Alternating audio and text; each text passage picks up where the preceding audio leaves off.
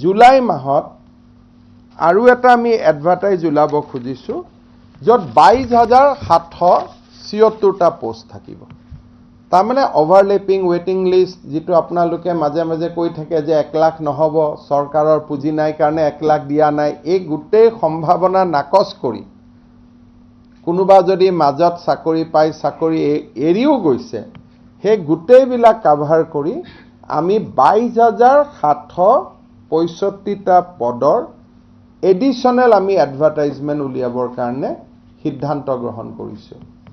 তাৰ বিভাগ কেইটা হ'ব, অসম ৰাজ্যিক বিদ্যুৎ পৰিষদৰ 3টা কোম্পানীত 2,500 পোষ্ট, যিটো নতুন বিজ্ঞাপন ওলাব জুলাই মাহৰ শেষ সপ্তাহত। কৃষি বিভাগত যিটো আমাৰ এটা পোষ্ট আছে, এইটো কি বুলি কয়, যিখিনি এক্সটেনশ্যন এছিষ্টেণ্ট বুলি কোৱা হয়, তাতে আমাৰ 2,500 পোষ্ট ওলাব, 2,500। এইটো গ্ৰেড 3 পোষ্ট হয়, গ্ৰাম সেৱক বুলি যিটো কোৱা হয়। পুলিচত আৰু 2,000 পোষ্ট ওলাব। স্বাস্থ্য বিভাগত আৰু 600 পোষ্ট ওলাব। গ্ৰেড 3 অসম চৰকাৰৰ বিভিন্ন বিভাগত ওলাব 2,519টা। গ্ৰেড 4 বিভিন্ন বিভাগত ওলাব 1,347টা।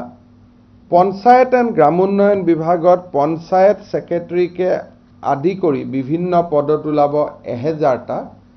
আৰু শিক্ষা বিভাগৰ 3টা ক্ষেত্ৰতে এলিমেণ্টাৰী, হায়াৰ ছেকেণ্ডেৰী আৰু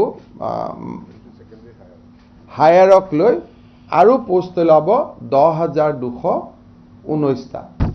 তাৰমানে 1 লাখ নিযুক্তিৰ বিপৰীতে আমি 1 লাখ প্ৰায় 15,000 আমি নিযুক্তি কৰিম, যাতে কোনোবা অভাৰলেপিং ৱেটিং লিষ্ট হ'লেও at the and of the day it is exactly 1